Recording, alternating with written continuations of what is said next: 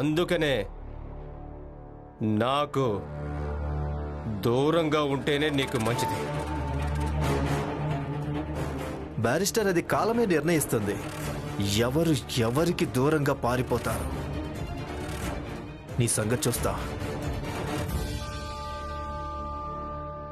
నరోత్తం గారు, ధన్యవాదాలు.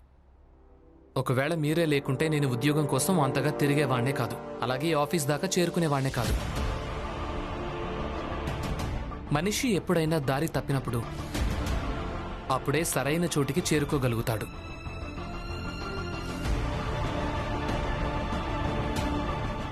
ఇంకొక విషయం, భీమ్ జీవితంలో నుంచి చదువుని తప్పించడం ఎవ్వరికీ సాధ్యం కాదు.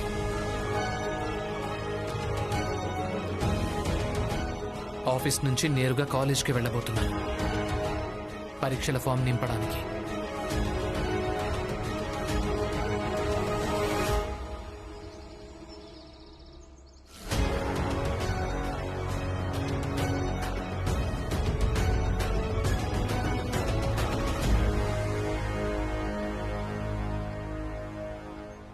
రా,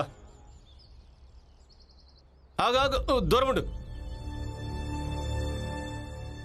ఆగో ఆగో, ఇదిగో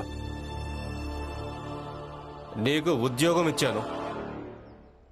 నా ధర్మాన్ని, నా జాతిని, పవిత్రతను మాత్రం వదులుకోలేదు. నువ్వు అంటరాని వాడివి. అందుకే నాకు, అలాగే నా ఈ పూజ గదికి దూరంగా ఉండు. అలాగే దూరంగా ఉంటూనే నేను ఎంత చెప్తుంటానో అంతే చెయ్యి. అర్థమైందా? నాకు అర్థమైంది సార్. ఇప్పుడు ఏం చేయమంటారు? ఎప్పుడు పనిస్తుందో అప్పుడు చెప్తాను. ఇప్పుడు నీకేం చేయాలనిపిస్తుందో చెయ్యి.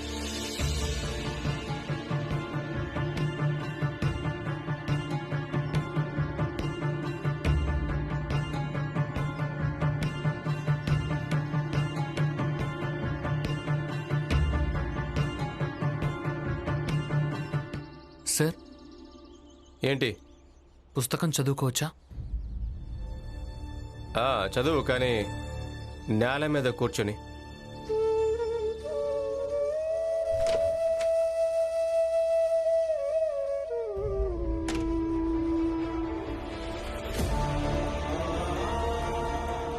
తర్వాత నేను ఆ పుస్తకాన్ని శుద్ధీకరణ చేయాల్సి ఉంటుంది. ఒకవేళ నువ్వు చదువుకోవాలని కోరుకుంటే, అలాగే ఈ పిల్లలు కూడా చదువుకోవాలనుంటే ఒక మూలకు వెళ్ళి కూర్చో. ఆగో, నేను నీలాంటి వాళ్లకు ఈ కొండలో నీళ్లు తాగించలేను. మేము ఏ మైక్రోస్కోప్ లో కన్ను పెట్టి చూస్తామో దాంట్లో వీడు కూడా కన్ను పెట్టి చూస్తాడా? మా టేబుల్ మీద కూర్చొని వీడు మా పవిత్రతకు భంగం కలిగిస్తాడా?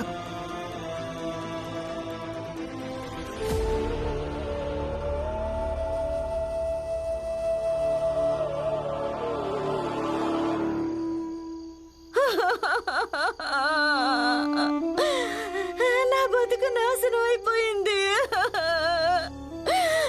నా మొగుడు ఇంతవరకు ఇంటికి తిరిగి రాలేదు. అయ్యో జోకు, నువ్వు లేకుండా నేను ఎలా బతకను?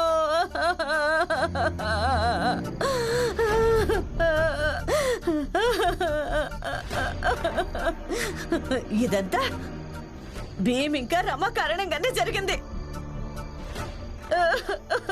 వాళ్ళ కారణంగానే నా సంసారం నాశనం అయిపోయింది.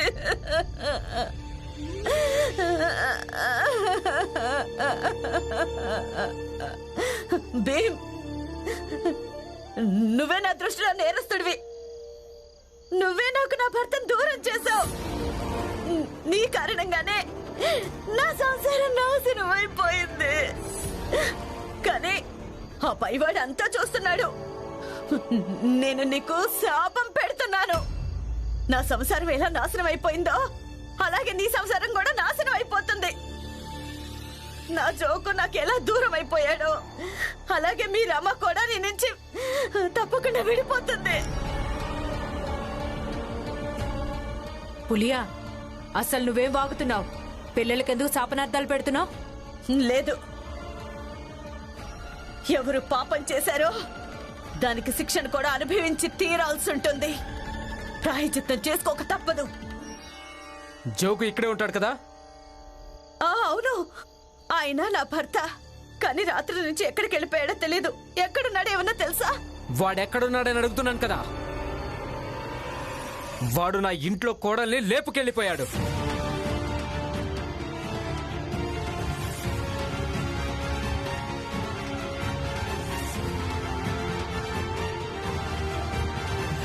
నా కొడుకు సముద్రపు ఓడలో పనిచేస్తుంటాడు. వాడు తిరిగొచ్చాక ఏం సమాధానం చెప్పాలి? నా మొగుడు గురించి ఇలా మాట్లాడడానికి నీకెంత ధైర్యం ఉండాలి? నీకేమనిపిస్తుంది?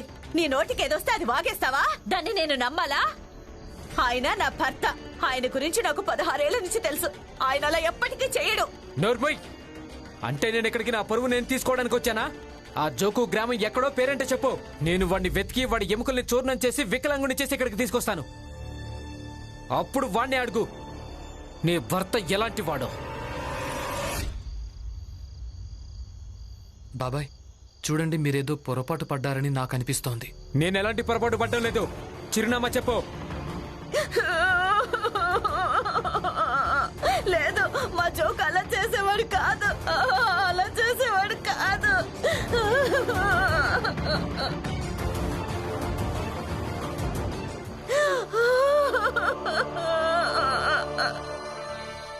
ఎవరైనా చెప్తారా లేదా? నాకు తెలుసు. అయితే చెప్పండి. తన గ్రామం బారాబంకి. సరే, వాణ్ణి వెతుకుతాం. అలాగే మీకేమైనా తెలిస్తే నాకు చెప్పండి. వస్తాను. పదండ్రా.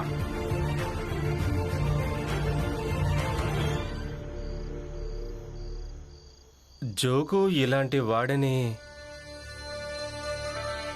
కల్లో కూడా అనుకోలేదు. జోకు,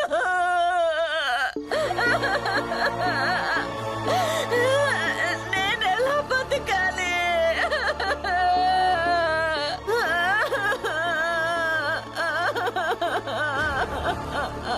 పులియా, పిన్ని, ఊరుకో పులియా, ఊరుకో, ఏడవకు.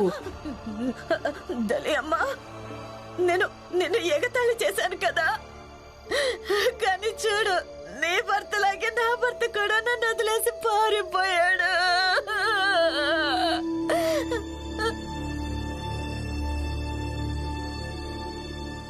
నేను నమ్మలేకపోతున్నాను. ఈ జోకు ఇలా చేస్తాడనుకోలేదు. నేను పిన్ని కోసం చాయ్ పెట్టి తీసుకొస్తాను. రమా,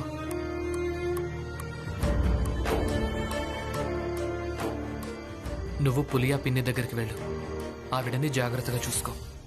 చాయ్ నేను పెట్టి తీసుకొస్తాను. సరే.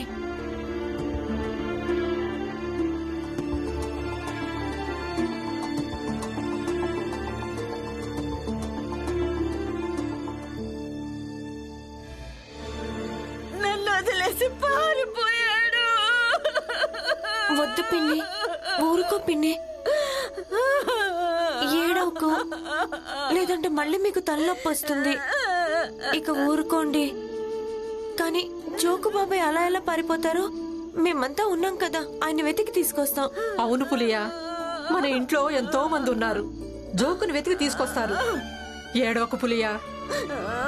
ఇలాగే ఏడుస్తూ ఉన్నావంటే నువ్వెలా బతకగలుగుతావు? ఏడవకండి పిన్ని.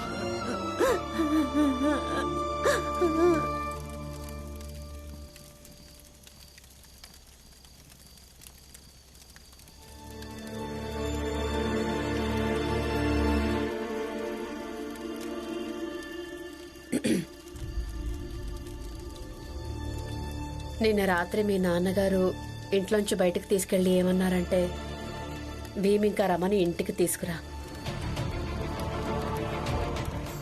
లేదంటే నువ్వే ఇల్లు వదిలేసి వెళ్ళిపో అన్నారు. వెళ్ళిపోయేదాన్ని, కానీ మీ నాన్నగారు ఆరోగ్యం బాగోలేదు. అలాగే ఆయన బాగోగులు చూసుకునే వాళ్ళ ఇంట్లో ఎవరూ లేరు.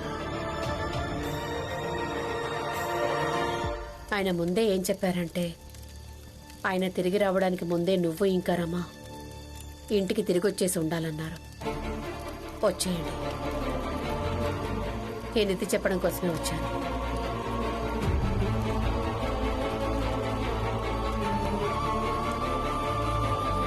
ఇంత పెద్దవాడు అయిపోయావు, ఇక ఇంటి నుంచి వేరుపడొచ్చు కదా. నీ భార్యను కూడా వెంట తీసుకెళ్ళావు. నేనేమీ అడ్డుపడను. ఒకవేళ నువ్వు ఇంటికి తిరిగొచ్చావో ఈ రోజు రాత్రే నేను ఇల్లు వదిలేసి వెళ్ళిపోతాను.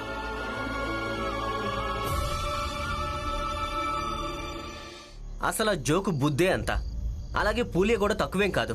ప్రతిరోజు ఇద్దరు కలిసి జనాల్ని నిందిస్తుంటారు. తన దాకా వస్తే తెలియదంటారు కదా, అనుభవించని. పురంజన్, ఒకరి దుఃఖంలో మనం సంతోషాలను వెతకడం మంచిది కాదు. మనం ఈ విషయం గురించి ఆలోచించడం మంచిది. జోకుని వెతకడం ఎలా అని. నానా, పోలీసుల దగ్గర కూడా వెళ్ళొచ్చు. జీజాబాయ్, భీమ్ ఇంకా రమను నువ్వు ఇంటికి తిరిగి రమ్మని చెప్పావా? భీమ్కి అన్ని విషయాలు చెప్పాను. ఆ తర్వాత తనదే నిర్ణయం. నిర్ణయించుకోవాల్సింది వాడు కాదు, నిర్ణయించుకోవాల్సింది నువ్వు. వాడిని ఇంటికి తీసుకురావాలి. అలా కాకుంటే నువ్వు నీ సామాన్ తీసుకుని ఇక్కడి నుంచి వెళ్ళిపోవచ్చు.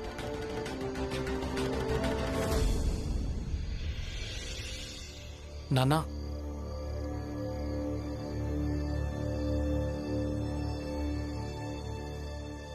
నేను ఇంకా రమ ఈ రోజే ఇంటికి తిరిగి వచ్చేస్తాం.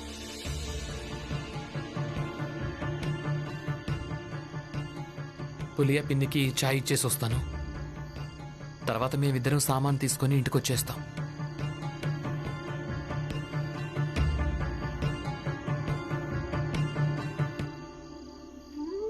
ఇక ఊరుకోండి పిన్ని, మీ ఆరోగ్యం దెబ్బతింటుంది పిన్ని.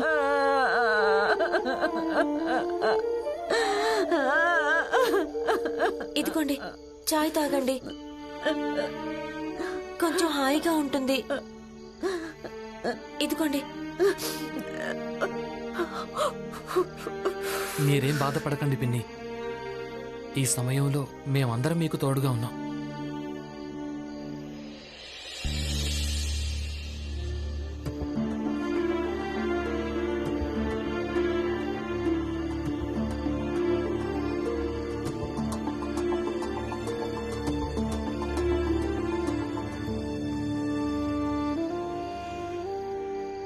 దలియమ్మ, మీకు మనస్ఫూర్తిగా కృతజ్ఞతలు.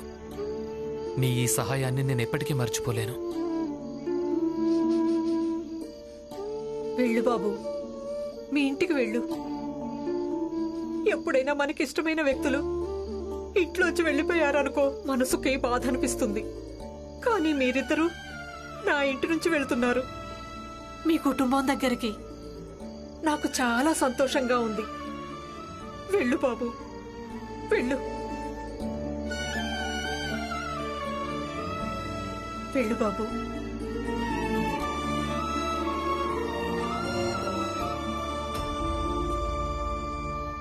సంతోషంగా ఉండు. నీ ఆరోగ్యం జాగ్రత్త.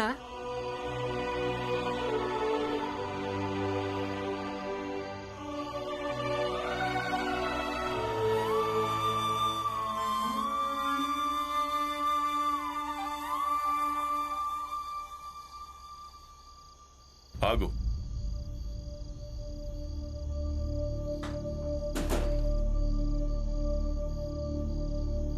భీమ్, రమా, మీరిద్దరూ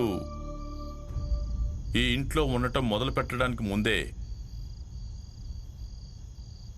నేను ఒకటి చెప్పాలి. చూడు బాబు, మీ నాన్న ఇప్పుడు ముసలవాడైపోతున్నాడు. శరీరం సహకరించడం లేదు.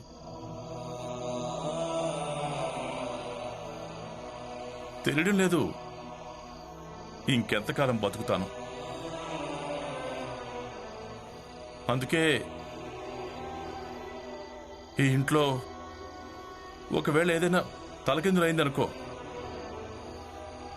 నా వల్ల ఏదైనా తప్పు జరిగిందనుకో, నాతో వాదించు.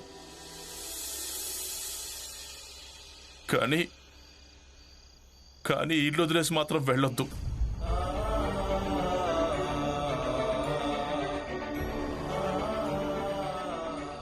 ఈసారి నువ్వు తిరిగి వచ్చావు. నేను నీకు కనిపించాను.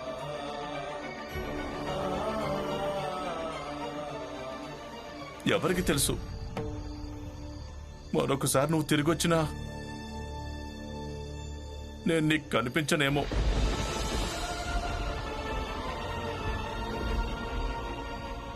నాన్న,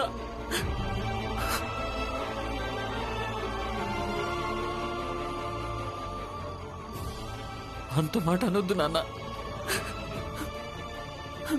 మిమ్మల్ని వదిలేసి నేను ఎప్పటికీ ఉండలేను.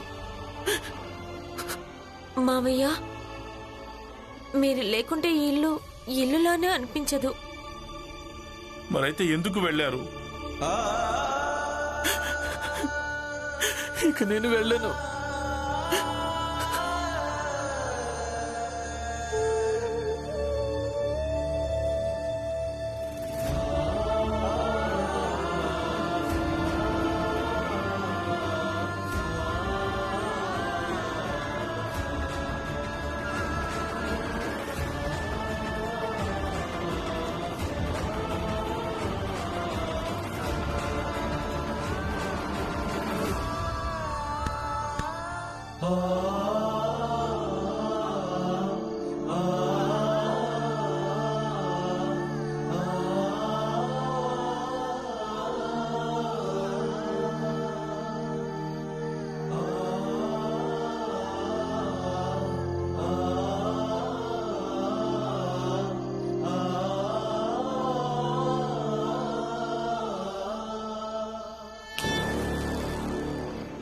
నేను ఆ భీమరావును ఎందుకు ఆపలేకపోతున్నాను?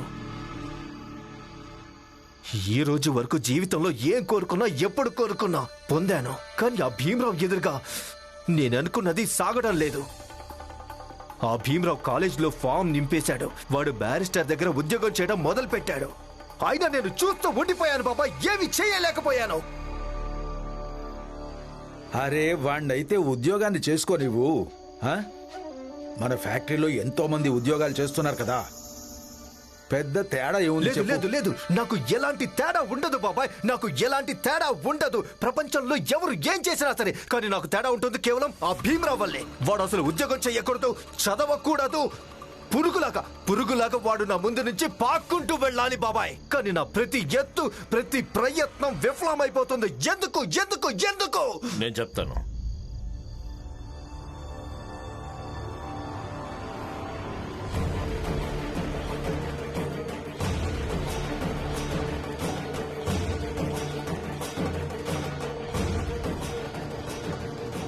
నీ ఈ ఎందుకు అనే ప్రశ్నకు సంబంధం నీ బుద్ధితోనే ఉంది. నువ్వు ఎంత శక్తిని తనని ఆపటం కోసం ఖర్చు చేస్తుంటావో, అంతే శక్తిని ఒకవేళ నువ్వు నీ ఎదుగుదల కోసం ఖర్చు పెట్టుంటే అప్పుడు నీ ప్రయత్నం తప్పకుండా సఫలమవుతుంది.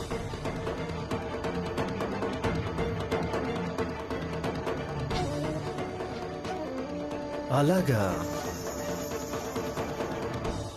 కానీ ఇక్కడ ఒక సమస్య ఉంది గురువు గారు. అంటే ఎప్పుడైనా భీమరావును నా ఎదురుగా చూశానంటే నేను ప్రశాంతంగా ఉండలేకపోతున్నాను. అంటే నా శరీరం నా నియంత్రణలో ఉండడం లేదు. మీకు అర్థమవుతుంది కదా? నేనేం చేయాలి మీరే చెప్పండి. ఇది నేను రాసినటువంటి పుస్తకం. ఇందులో నేను మనిషిని అలాగే మెదడుని నియంత్రించుకునే సూత్రాలు బోలెడని రాశాను. ఈ రోజు మొత్తం నేను రాసిన ఈ పుస్తకాలను నమ్మాను. ఒకటే మిగిలిపోయింది. దీన్ని నువ్వు ఒక బహుమతి రూపంలో నీ దగ్గరే ఉంచుకో. చదువు, నీకు తప్పకుండా లాభం కలుగుతుంది.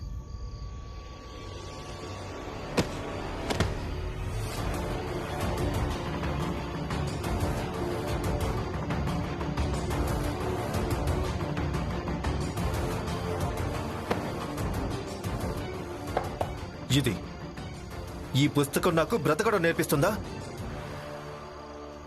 ఈ పుస్తకం నాకు బ్రతకడం నేర్పిస్తుందా? నాకు బ్రతకడం నేర్పిస్తుందా నీ ఈ పుస్తకం? నన్ను మూర్ఖుడు అనుకుంటున్నావా? అవకాశం దొరికిందో లేదో నీ ప్రియ శిష్యుడు ఆ భీమరావుని పొగడ్డం మొదలు పెట్టేశావు నువ్వు.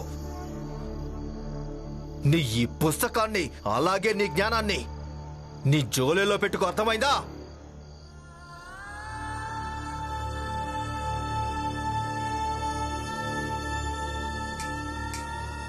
వెళ్ళిపో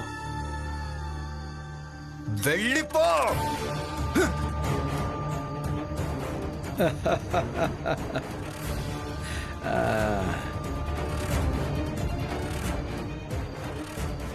ఈ గురువుకి సరైన పద్ధతిలోనే శాస్తి చేశావు.